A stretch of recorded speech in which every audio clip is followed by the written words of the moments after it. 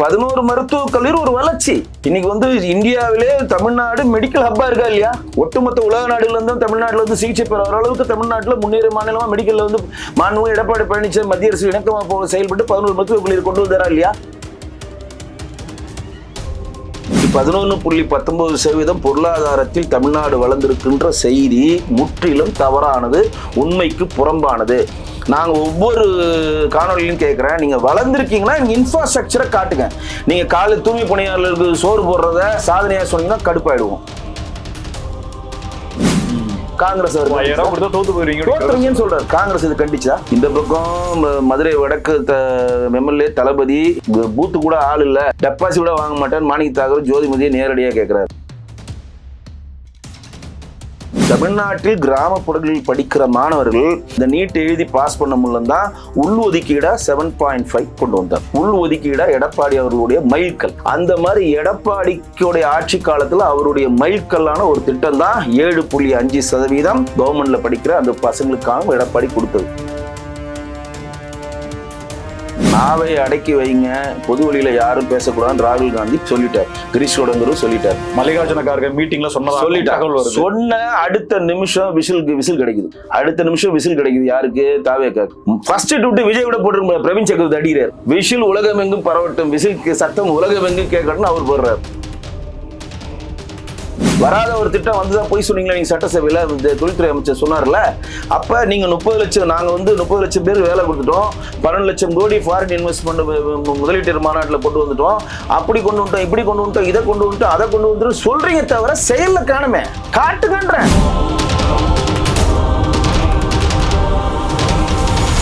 Spectrum Tamil நேயர்களுக்கு வணக்கம். நம்மோடு அரசியல் விமர்சகர் வெங்கடேசன் இருக்கிறார், பேசலாம். சார் வணக்கம். வணக்கம் ஜி.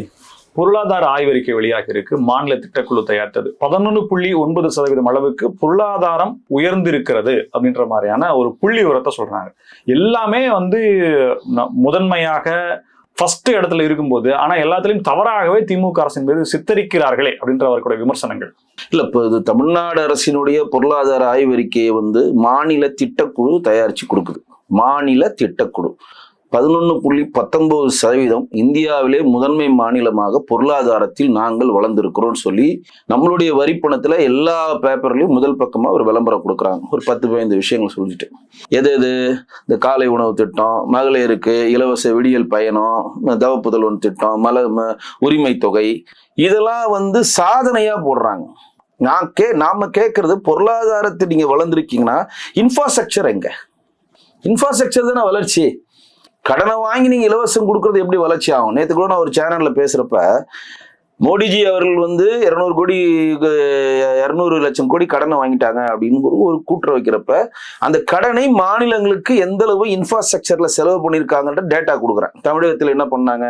வந்தே பாரத் ட்ரெயின் கொண்டு வந்தாங்க, மதுரையில இருந்து கன்னியாகுமரி வந்து எக்ஸ்டெண்ட் பண்ணாங்க, டிஃபென்ஸ் காரிடார் கொண்டு வந்திருக்காங்க, உடான் திட்டத்துல இரண்டு வகையில இரட்டிப்பு ஏரோட்ராம்ஸ் கொண்டு வந்திருக்காங்க, எய்ம்ஸ் அதிகப்படுத்தியிருக்காங்க, IMM அதிகப்படுத்திருக்காங்க, இன்னும் சொல்லிக்கிட்டே போலாம், அடல் பாலம் அப்படின்னு சொல்லிக்கிட்டே போலாம். இது வந்து இன்ஃப்ராஸ்ட்ரக்சர்.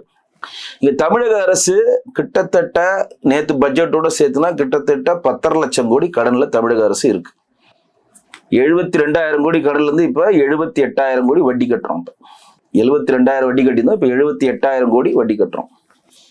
அப்ப நீங்க என்ன வளர்ச்சின்னு சொல்றீங்க அப்படின்னு, சரி நம்ம இவ்வளவு நாள் என்ன நினைச்சிருந்தோம், 11.19% மத்திய அரசு தரவுப்பட்டுல இருந்து கொடுத்துருக்காங்க போல இருக்கு அப்படின்னு நான் நம்பியிருந்தேன். எங்க அப்பன் குதிர்குலன்ட்டு அவங்களே முழு பக்க விளம்பரம் கொடுக்குறாங்க எல்லா பேப்பர்லயும். குதிர் கீழே மாநில திட்டக்குழு தயாரித்தது. மாநில திட்டக்குழு தலைவர் யாரு? உதயச்சந்திரன். துணைத் தலைவரோ உறுப்பினரோ யாரு? ஜெயரஞ்சன். இவங்க 2 பேரும் திமுகவுடைய சொம்பு தூக்கி இவங்களே குண்டை வச்சு இவனுங்களே எடுத்துட்டு நாங்கள் தான் பொருளாதாரத்துல வளர்ந்துருக்கோம், 11.19% வளர்ந்துட்டோம், இந்தியாவின் முதன்மை மாநிலமா இருக்கும் அப்படின்னு நீங்க சொல்றது காமெடியின் உச்சமா இருக்கா இல்லையா? சரி, நீங்க வளர்ந்துட்டீங்களா, எங்களுக்கு காட்டுங்க, வளர்ச்சியை காட்டுங்க, எங்களுக்கு எல்லாம் கண்ணு இருக்கு, காட்டுங்க. இது 11 மருத்துவக் கல்லூரி கொண்டு வந்தீங்களா? இல்ல. புதிய மாவட்டங்களை கொண்டு வந்தீங்களா? இல்ல. கோயம்புத்தூர்ல ஒரு பாலம், மதுரையில ஒரு பாலம் திறக்க போறாரு. அதேதான் நீங்க சொன்ன இன்னொருத்தர் சொன்னார், நாங்க வந்து நூலகங்கள் கட்டிட்டோம் அப்படின்னாரு. ஒரு நேத்து நான் பேசுறப்போ ஒரு டிவில, நூலகங்கள் கட்டுறது இன்ஃப்ராஸ்ட்ரக்சரா? அதுக்கு ஒண்ணு கலைஞர் பேரையும், ஒண்ணு பெரியார் பேரையும், ஒண்ணு அண்ணா பேரையும் வைக்கிறது வளர்ச்சியா? நூலகங்கள் கட்டுறது ஒரு வளர்ச்சியா? சமாதி கட்டுறது ஒரு வளர்ச்சியா? பேனா வைக்க போறேன்னு சொல்றது ஒரு வளர்ச்சியா? வளர்ச்சின்றது இன்ஃப்ராஸ்ட்ரக்சர். அங்க இப்ப 11 மருத்துவக் கல்லூரி ஒரு வளர்ச்சி. இன்னைக்கு வந்து இந்தியாவிலே தமிழ்நாடு மெடிக்கல் ஹப்பா இருக்கா இல்லையா?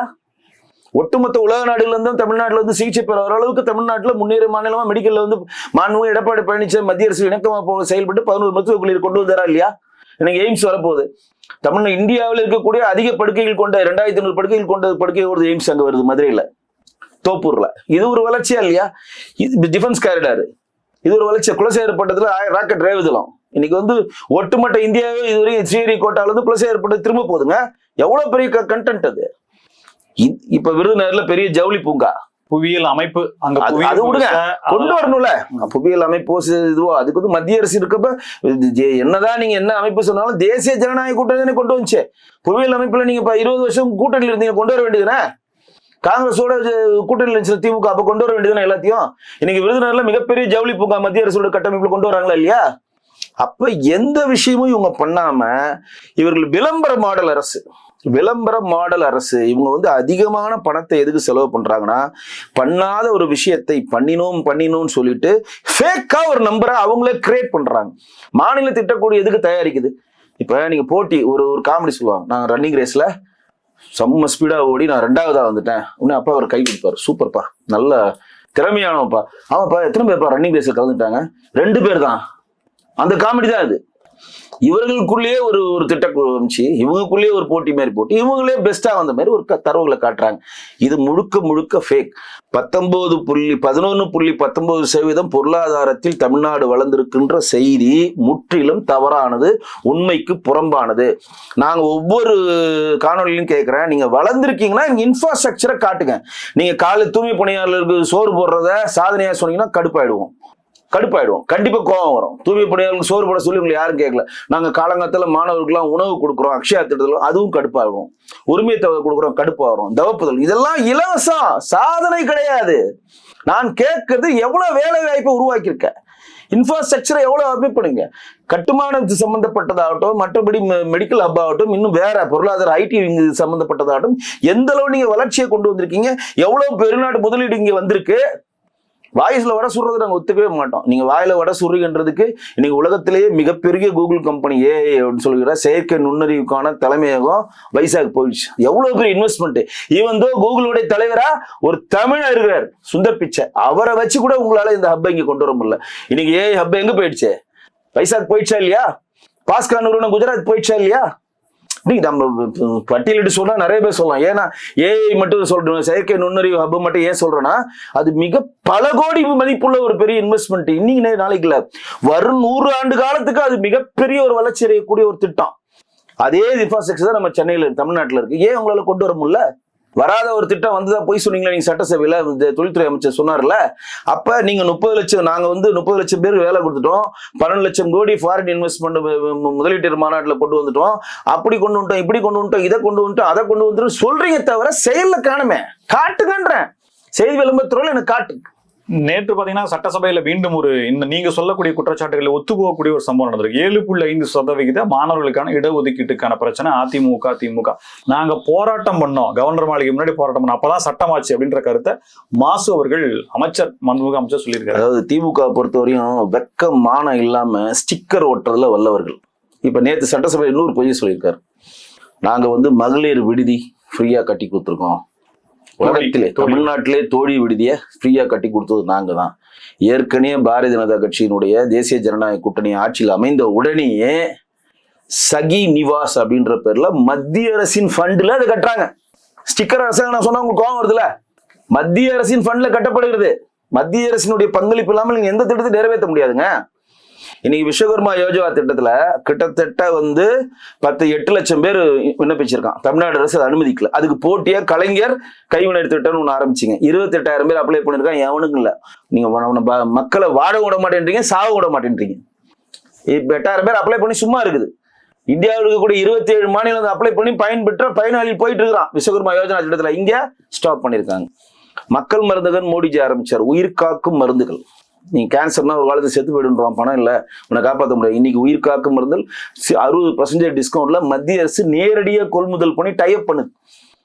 மாநில அரசு புளியை பார்த்து பூனை சூடு போட்டுக்கிட்ட கதை மாதிரி நாங்கள் வந்து முதல்வர் மருந்தகன்னு ஒன்று ஆரம்பிப்போம்னு சொல்லி ஆரம்பிச்சிங்களே, அங்கே நம்ம மருந்து விற்கிறீங்க, மாவு தின்னுக்கிறான்.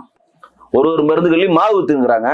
ஏன்னா உயிர் காக்கும் மருந்துகள் அந்த மத்திய அரசினோட திட்டத்துல அவருக்கு பிசினஸ் ஆகலனாலும் ஸ்டைஃபனா 15,000 கொடுக்குது மத்திய அரசு. மத்திய அரசின் நோக்கம் என்னன்னா மலைவாழ் இடம், பழங்குடியினர் வசிக்கிற இடம், இமாச்சல் பிரதேசம் போன்ற மலை சம்பந்தப்பட்ட பிரச்சனை, நதி ஓரம் வளர்க்குறவங்க, எந்த இடத்துலயும் ஒரு மருந்து கிடைக்க கூடாதுன்ற ஒரு சூழ்நிலையை மாத்தி அந்த இடத்துல அதை உருவாக்குறாங்க. அந்த இடத்துல பிசினஸ் இருக்காது, அவனுக்கு ஸ்டைஃபனா 15,000 கிடைக்குது. அவன் கடையை போட்டு மருந்து வச்சு உட்காந்துருக்கான், வித்தா காசு விற்கனாலும் 15,000 மத்திய அரசு கொடுக்குது. நீங்க கொடுக்க முடியாம அவன் என்ன விற்கிறான், மாவை விற்கிறான். புளியை பார்த்து நீங்க போன சூடு போடுறீங்களா? அப்ப மத்திய அரசு கொடுக்குற பணம், நீ கரீப் கல்யாண யோஜனா திட்டமும் உங்களுக்கு சொல்லியிருக்கேன், 33 ரூபா 20 கிலோ அரிசியும் 1 கிலோ பருப்பும் ஃப்ரீயா தருது மத்திய அரசு தருது. இங்க தமிழ்நாட்டுக்குள்ள இந்தியா ஃபுல்லா 85 கோடி மக்களுக்கு தருது. அதை வாங்கி நீங்க ஸ்டிக்கர் ஒட்டிக்கிறீங்க. நாங்க முதல்வர் 20 கிலோ கொடுத்துட்டாரு, முதல்வர் கொடுக்கவில்லை, அது மோடி அரசினா, அது பேரே மோடி அரசி. அதனால செல்ஃபி பாயிண்ட் கேட்கிறோம், துணிஞ்சு கேட்குறேன், எங்களுக்கு செல்ஃபி பாயிண்ட் வைங்க. 33 ரூபா அதோட அரிசி காஸ்ட், 1 கிலோ அரிசி காஸ்ட். அதில் 30 ரூபா மத்திய அரசு கொடுக்குது பங்களிப்பு, 3 ரூபா தான் மாநில அரசு கொடுக்குது. அது இந்த 3 ரூபா இவங்க வந்து விளம்பரத்துக்காக பண்ணிக்கிறாங்க, அவ்வளவுதான். அதுல மத்திய அரசினுடைய பங்கு ஏன் சொல்ல மாட்டேன்றீங்க? அக்னாலஜ் ஏன் பண்ண மாட்டேன்றீங்க? அதுதான் அண்ணாமலை நேத்து கேட்குறீங்க, அக்னாலஜ் பண்ண மாட்டேன்றீங்க. பொட்டாம்புகளை ஏன் பொய் சொல்றீங்க? 7.5% நீட்டை நீக்க முடியாதுன்னு தெரிஞ்சிருச்சு. ஏடிஎம்கேவும் டிஎம்கேவும் நீட்டை நீக்கணும்னு ஒரே ஸ்டாண்டு தான், மாற்று இல்லை, 2 பேரும் ஒரே ஸ்டாண்டு தான். அவர்கள் தான் பாராளுமன்றத்தில் 2014 நீட்டு சம்பந்தமான சட்டம் நிறைவேற்றப்ப கம்யூனிஸ்ட் ஆதரிச்சது, காங்கிரஸ் ஆதரிச்சது, திரிணாமுல் காங்கிரஸ் ஆரம்பிச்சது, ஆம் ஆத்மி ஆரம்பித்தது, சமாஜ்வாடி ஆரம்பிச்சது, எல்லாருமே ஆதரிச்சாங்க அந்த சட்டத்துக்கு. அதனால தான் சட்டமாச்சு. அப்ப எதிர்த்தது இந்தியாவிலே 2 கட்சி, ஒன்னு டிஎம்கே ஏடிஎம்கே. அது கொள்கை சம்பந்தப்பட்ட விஷயம், அது உள்ள வரல. அப்ப நீட்டு சம்பந்தப்பட்ட விஷயம் உங்களுக்கு எல்லாம் தெரிஞ்சிருச்சு. அப்ப அந்த நீட்டை இனிமேல் நிறைவேற்ற முடியாதுன்றப்ப தமிழ்நாட்டில் கிராமப்புறங்களில் படிக்கிற மாணவர்கள் இந்த நீட் எழுதி பாஸ் பண்ண முடியலதான் உள் ஒதுக்கீடா 7.5 கொண்டு வந்தார். உள் ஒதுக்கீடா எடப்பாடி அவர்களுடைய மைல்கல். காமராஜருக்கு எப்படி சத்துணவு திட்டம் ஒரு மைல்கல்லோ, அம்மா அவர்களுக்கு தொட்டில் குழந்தையும் நம்ம அம்மா உணவும் ஒரு மைல் ஸ்டோனும், அதே மாதிரி கலைஞர் அவர்களுக்கு கைரிக்ஷா அவங்க கேள்விப்பட்டிருக்கீங்க. முன்னால மனிதரை எழுத்திருந்தாங்க, அவர் தான் அதை ஒழிச்சு ரிக்ஷாவை கொண்டு வந்து அவங்களுக்கு இலவசமாக, அது ஒரு மைல் ஸ்டோன், அவர் ஒரு மைல்கல். அந்த மாதிரி எடப்பாடிக்குடைய ஆட்சி காலத்துல அவருடைய மைல்கல்லான ஒரு திட்டம் தான் 7.5% கவர்மெண்ட்ல படிக்கிற அந்த பசங்களுக்கான எடப்பாடி கொடுத்தது. 7.5% கொடுத்தது இல்லாம 5 வருஷம் படிப்பதற்கான இலவச இடம், உணவு, இன்ஸ்ட்ருமெண்ட், லேபு, ஃபீஸ் எல்லாமே மாநில அரசே பே பண்ணுது. அது மானமே இல்லாம வெக்கமே இல்லாம ஸ்டிக்கரை ஒட்டிட்டு நாங்க பொறியியலுக்கும் கொண்டு வந்துட்டோம். இது என்ன ஒரு கூத்து தெரியுமா? அந்த 7.5% வரப்ப இவங்க தேர்தல் மேனிஃபெஸ்டோ 2022 கொடுத்தாங்க, நாங்கள் 10% ஆக்குவோம். இவங்க கொடுக்குறாங்க தேர்தல் மேனிஃபெஸ்டோல. நீங்க 5 வருஷம் ஆட்சியில இருந்தல, எடப்பாடி அவர் திட்டத்தினுடைய மைல்ஸ்டோனா திட்டத்தை நீங்க ஸ்டிக்கர் ஒட்டிக்கிறல, நீ என்ன பண்ணோம்? 10% கொண்டு வந்தா கூட ஏத்துக்கலாம்ல. அதை கொண்டு வராம நாங்க பொறியியல்ல கொண்டு வந்துட்டோம், பொறியியல் கல்லூரி கொண்டு வந்துட்டோம், அந்த கல்லூரி கொண்டு வந்துட்டோம், தனியா ஒரு ட்ராக் பிடிச்சி ஓட்டுறானுங்க. அப்ப ஸ்டிக்கர் ஒட்டுற அரசாங்கம்ன்றது நம்ம சொன்ன பாருங்க, எல்லா திட்டமும் விஸ்வகர்மா யோஜனா திட்டமாகட்டும், மக்கள் மருந்துவதாகட்டும், சகி நிவாஸ் ஆகட்டும், கரீப் கல்யாண யோஜனா திட்டம், எல்லாத்தையும் ஸ்டிக்கர் ஒட்டிட்டு நாங்க தான் பண்ணோம்.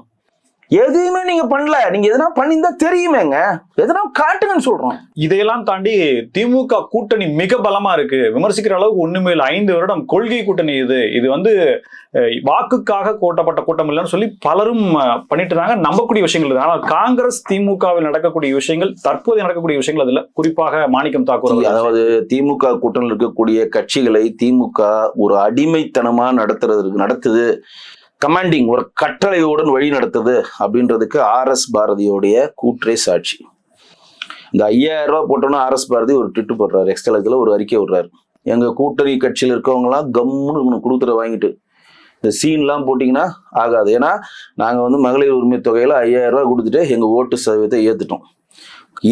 கொடுக்கறத வாங்கிட்டு இருந்தா இருங்க, இல்லாட்டி போங்க. இதுல இது எவ்வளவு அர்த்தம் பொய்ஞ்சிருக்குது. நாங்கள் கொடுப்பதை வாங்கி கொண்டு இருக்கிறதுனா இருங்க, போக முடிஞ்சா போங்க, நாங்க கொடுக்கறத வாங்கிட்டு இந்த சீனெல்லாம் போகக்கூடாதுன்னு சொல்லி அமைப்பு பொதுச் செயலாளர் RS பாரதி அறிக்கை கொடுக்குறாரு. கம்முன்னு இருக்கிறாங்களா இல்லையா திமுக? காங்கிரஸ், மானங்கட்ட காங்கிரஸ் கம்முன்னு இருக்கா இல்லையா? உடனே பிரவீன் சக்கரவர்த்தி 100 ட்விட்டு போடுறாரு. நீங்க 5000 ரூபாய் கொடுத்தாலும் மட்டும் ஜெயிச்சிருவீங்கன்னு நினைச்சிடாதீங்க. 5000 ரூபா கொடுக்குறது நல்ல திட்டம் தான். இந்த 5000 ரூபா கொடுக்குறோம் 10,000 கொடுக்குறோம்னு சொல்லி 9 மாநில தேர்தல் நடந்துச்சு. அதுல 4 மாநிலம் தான் தேர்தல் வென்றெடுத்தாங்க. 5 மாநிலம் தேர்தலில் தோல்வியை தழுவுனாங்க. அப்படின்னு என்னது, இந்த 5000 ரூபாய் திட்டம் ஃபெயிலியர்னு சொல்லாம சொல்றாரு காங்கிரஸ். தோத்துருங்கன்னு சொல்றாரு. காங்கிரஸ் இது கண்டிச்சா? இந்த பக்கம் மதுரை வடக்கு எம்எல்ஏ தளபதி பூத்து கூட ஆள் இல்ல, டெபாசிட் கூட வாங்க மாட்டேன்னு மாணிக்க தாகூர் ஜோதிமதியை நேரடியா கேட்கிறாரு. அந்த பக்கம் ராஜகம்மனூர் 2 பேர் உருப்படாதவனு இருக்கானுங்க, உரண்டை இழுத்துக்கிட்டே இருக்காங்க, அவங்க அடிச்சு பத்தணும், அவங்க வந்தா வரட்டும் வராட்டி போட்டோன்னு ராஜகண்ணப்பன் சொல்றாரு. அவர் பொது வழியில ஜான் பாண்டியனை பற்றியும் ப. சிதம்பரத்தை பற்றியும் எல்லாத்தையும் அவுத்து விடுறாரு. அவர் 4 சவுத்துல பேசின விஷயங்கள்லாம் பொது வழி எடுத்தாரு. அவருடைய பொதுக்கூட்டங்களை இப்ப கேன்சல் பண்ணிட்டாங்க. இந்த பக்கம் மாணிக்க தாகூர் என்ன பண்றாருன்னு உங்களுக்கே தெரியும். நாங்கள் உங்களுக்கு கேட்பது தயவு செய்து மரியாதை. நான் உங்கள்கிட்ட காசு கேட்கல, பணம் கேட்கல, எது கேட்கிறோம்? அன்பு கொடுங்கன்னு கேட்கிறோம், மரியாதையை தான் கேட்கிறோம். மரியாதை தரமாட்டேன்றான் திமுக காரன் காங்கிரஸ் மரியாதையை கேட்டு வாங்குறாங்க. மரியாதையை வந்து கொடுக்கறதா என்ன கேள்விப்பட்டிருக்கேன், கேட்டு வாங்குறாங்க. அதுல ஒரு வார்த்தை யூஸ் பண்ணியிருக்காரு, திமுக செய்த எல்லா தப்பான செயல்களுக்கும் நாங்கள் சிலுவையை சுமந்து கொண்டிருக்கிறோம். அப்படின்னா என்ன சொல்றாரு, கோட் பண்றாரு, 2G சொல்றாரு. மன்மோகன் சிங் ஆட்சி வீழ்ந்ததுக்கு காரணம் 2G. நீங்க காட்சி மன்மோகன் சிங் கரைபடாத கரைகளுக்கு சொந்தக்காரா? நீங்க பிஜேபி இருக்க எவனா சொல்லலாம் மன்மோகன் சிங் ஊழல் செஞ்சார், நாங்க என்னைக்குமே சொன்னதில்லை. யாருன்னா பிஜேபி சொல்லி கேட்டிருக்கீங்களா? சோனியா காந்தி சொல்லியிருக்கோம், ராகுல் காந்தி சொல்லியிருக்கோம், மற்றவர்கள் சொல்லியிருக்கோம். மன்மோகன் சிங் சொல்லியிருக்கோமா இல்லையா? சோனியா காந்தி ராகுல் மீதியும் நேஷனல் ஹெரால்டு வழக்கு இருக்கு, அதனால சொல்றோம். பிரியங்கா காந்தி மேல நான் குற்றச்சாட்டு வச்சதில்லை, மன்மோகன் சிங் மேல யாருமே வச்சதில்லை. எல்லாருமே மதிக்கக்கூடிய, எப்படி வாஜ்பாய் வந்து எல்லாரும் அரசியல் தலைவர் மதிக்கக்கூடிய ஒரு தலைவரோ, மன்மோகன் சிங் எல்லாரும் மதிக்கப்பட்ட ஒரு தலைவருடைய ஆட்சி வீழ்ந்ததுக்கு யார் காரணம்? திமுக. இந்த 2G வழக்கு, இந்த 2G வழக்கு தானே காரணம். அதை தான் அவர் சொல்றாரு. நீங்கள் செய்த தப்பான செயல்களுக்கு, நீங்கள் செஞ்ச எல்லா அட்டூழியங்களுக்கும் நாங்கள் சிலுவையை சுமந்து கொண்டிருக்கிறோம். அப்படின்னா என்ன சொல்றாங்க, இதனால் வரையும் பிஜேபியும் ஏடிஎம்கும் திமுக ஊழல் கட்சி சொல்லிருச்சு. இப்ப அவங்க கூட்டணி கட்சியில் இருக்கக்கூடிய காங்கிரஸ் இந்த மாணிக்க தாக்கூரே சொல்றா நீங்க ஊழல் கட்சின்னு. அதுதான் அர்த்தம். தமிழ்ல என்ன, நான் படிச்ச வரைக்கும் தமிழ்ல தான் அர்த்தம். நாங்க வந்து உங்கள்கிட்ட மரியாதை. இன்னொன்னு ஒரு வார்த்தை விடுறாரு, என்னன்னா, நான் இது வரையும் 3 தடவை எம்பியா இருந்திருக்கேன், இதுவரை எந்த ரோடு கான்ட்ராக்டையும் கமிஷன் வாங்கினதில்ல, யாருக்கிட்டையும் லஞ்சம் கேட்டதில்ல, என்னுடைய கைகள் வந்து கரைபடாத கைகளுக்கு சொந்தமானது. அப்பனா என்ன சொல்றாரு, அவர் கூட்டணியில் இருக்கிற எல்லாரும் லஞ்சம் வாங்குறாங்களா? அவங்க கூட்டணியில் இருக்காங்களா கமிஷன் வாங்குறாங்களா? திமுக கூட்டணியில் திமுக எம்எல்ஏ எம்பிகளை கமிஷன் வாங்கி நடத்துறாங்க. திருமாவளவன் 2 MP நடத்துறாங்க, வைகோவோட 1 MP, கம்யூனிஸ்ட் இந்த 4 MP எல்லாமே கமிஷன் வாங்கி தான் பண்றாங்க. அப்படித்தானே சொல்ல வருது அர்த்தம். இப்ப நீங்க தமிழ்ல அப்படிதானே அர்த்தம். நான் இதுவரை எந்த ரோடு கான்ட்ராக்ட் போய் நின்று கமிஷன் வாங்கினதில்லை, மற்றவங்களாம் வாங்குறான்னு தானே அர்த்தம். வாங்கதான் நீங்க தானே ஆள்றீங்க, நாங்க ஆள் இல்லையா? தமிழ்நாட்டு பிஜேபி தேசிய ஜனநாயக கூட்டணி சேர்ந்த MP யாருன்னா இருக்கிறாங்களா? எங்கிட்ட ஆட்சி அதிகம், எங்ககிட்ட 4 MLA இருக்கிறாங்க, அவ்வளவுதான். 4 MLAக்கள் மேல எதனா ஊழல் குற்றச்சாட்டு இருக்கா தமிழ்நாட்டுல? எதுவும் இல்லைல்ல. அப்ப சொந்த கண்ணாடி வீட்டில் இருந்தே கல்லெறிகிற மாதிரி தெளிவா மாணிக்க தாக்கூர் உடைக்கிறாரு. நீங்கள் செய்த தப்பான செயல்களுக்கெல்லாம் நாங்கள் அனுபவித்து கொண்டிருக்கிறோம் கூட்டணி தர்மத்திற்காக. நான் எங்கேயுமே லஞ்சம் பெற்றதில்லை, நீங்க தான் லஞ்சம் பெறீங்கன்னு சொல்லாம சொல்லிட்டு இன்றைக்கு இன்னைக்கு வேணுகோபால் வந்து வெளியே சொல்றாரு. என்ன சொல்றாரு, இனிமேல் பொது வழியில யாருன்னா பேசினா நடவடிக்கை எடுப்போம் அப்படின்னு சொல்றாருல, மாற்றல. அப்ப ஏற்கனவே பேசி கூட்டணியில களங்கத்தை ஏற்படுத்த மாணிக்க தாக்கூரையும் பிரவீன் சக்கரவர்த்தியும் ஏன் இவங்க இன்னும் தண்டிக்கல? அப்ப ராகுல் காந்தி ஒப்புதலோட அவங்க பேசுறாங்க. தண்டிக்கலன்னா இது இந்த வாதம் எப்படி? காங்கிரஸுடைய நன்மைக்காகவும் மரியாதை தானே அவங்க கேட்கறாங்க. அப்ப அதை போய் தண்டிக்கிறோம் அப்படின்னா அப்ப அது காங்கிரஸா திமுகன்ற கேள்வி வருது இல்ல? ஏங்க, நாவை அடக்கி வைங்க, பொது வழியில யாரும் பேசக்கூடாதுன்னு ராகுல் காந்தி சொல்லிட்டார், கிரீஷ் கொடங்கரும் சொல்லிட்டார், மல்லிகார்ஜுன கார்கே மீட்டிங்ல சொல்லிட்டார். சொன்ன அடுத்த நிமிஷம் விசில் கிடைக்குது. அடுத்த நிமிஷம் விசில் கிடைக்குது யாருக்கு? தாவேக்காக்கு. ஃபர்ஸ்ட் ட்விட் விஜய் விட போட்டு பிரவீன் சக்கரவர்த்தி அடிக்கிறார், விசில் உலகமெங்கும் பரவட்டும், விசில் சத்தம் உலகமெங்கும் கேட்கணும்னு அவர் போடுறாரு. அப்புறம் என்ன அர்த்தம் அதுக்கு? மரியாதை. ராகுல் காந்தி மரியாதை இல்லையா? அது கட்சியில கார்கேக்கு மரியாதை இல்லையா? வேணுகோபாலுக்கு மரியாதை இல்லையா? பிரியங்கா காந்திக்கு மரியாதை இல்லையா? அது கேள்வி வருதா இல்லையா? தலைமை பேசினா நடவடிக்கை எடுப்புன்னு செல்வபிரதிகிட்ட சொல்றாங்க. ஏன் மதுரை வடக்கு தொகுதியில இந்த வடக்கு தொகுதியில திமுக காங்கிரஸை சேர்ந்தவங்க தான் வேட்பாளர் ஆக்கணும், ஆட்சி அதிகாரத்துல பங்கு வேணும்னு சொல்லி தீர்மானம் வந்து நிறைவேற்றிருக்காங்களே, அதை பற்றி உங்களோட கருத்து என்னன்னு செல்வபிரதிகை கேட்டா அதை பற்றி எனக்கு தெரியாது. இது காங்கிரஸோடைய காங்கிரஸ் காரிய கமிட்டியினுடைய மாநில தலைவர் சொல்றாரு, அது பற்றி எங்களுக்கு தெரியாது. நேற்று நடந்த ஒரு இன்சிடென்ட் பாருங்க, சூப்பர் இன்சிடென்ட். வேளாண்மை பட்ஜெட் தாக்கல் பண்றாங்க. நீங்க இணக்கமா இருக்குன்னு சொல்றதுக்காக ஒரு உதாரணம் சொல்றேன். வேளாண்மை பட்ஜெட் தாக்கல் பண்றப்ப திமுக கூட்டணியில் இருக்க மதச்சார்பற்ற முற்போக்கு கூட்டணியில் இருக்கக்கூடிய எல்லாருக்கும் துண்டு கொடுக்குறாங்க. எல்லாரும் துண்டை போட்டு உட்காடுறாங்க. காங்கிரஸ்கார ஒருத்தன் கூட துண்டை போடல. இவங்க ஆனா இணக்கமா இருக்காங்க சொல்ற நம்ம நம்பணும். இதனால் வரையும் புதுச்சேரியை பற்றி வாயே திறக்காத தாவேகா இப்பொழுது புதுச்சேரியில் விசில் சின்னத்தை பெற்றிருக்கிறது. பெற்றிருக்கிறது. வேணுகோபால் வந்து எவ்வளவு சேஞ்சஸ் வரும். விசில் சின்னத்தை பெற்றிருக்காங்கன்னா இது நாள் வரையும் புதுச்சேரியில போட்டி இல்லாம வேணாமன்னு எந்த டிசிஷன் எடுக்கல தாவேகா.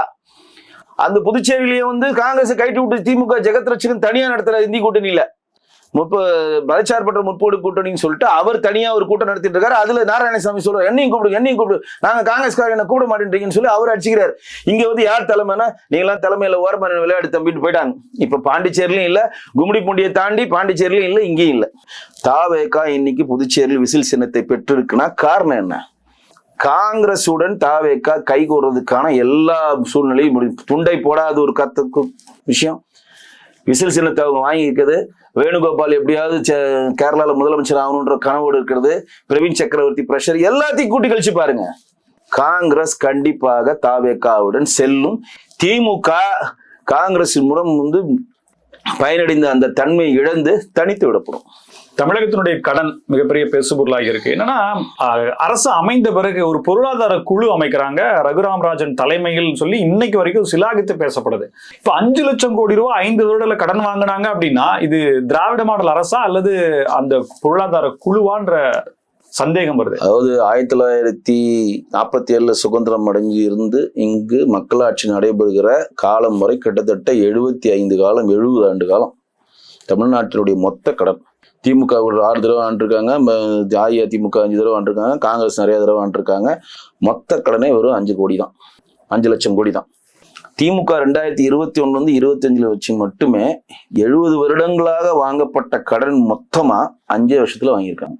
வருஷத்துக்கு 1.5 லட்சம் கோடி கடன் வாங்குறாங்க. இப்பயும் பட்ஜெட் பற்றாக்குறை சொல்லிட்டாங்க. 1.5 லட்சம் கோடி கடன், மாத வட்டி 78,000, 72,000 78,000 போயிடுச்சு. போன வாட்டி வருவாய் நாங்க மீட்டிருவோம் 25-26ல நாங்க வருவாயை மீட்டுருவோம்னு சொன்னதுல ஷார்டேஜ் எவ்வளோனா 28,000 வருவாய் ஈட்டவில்லை.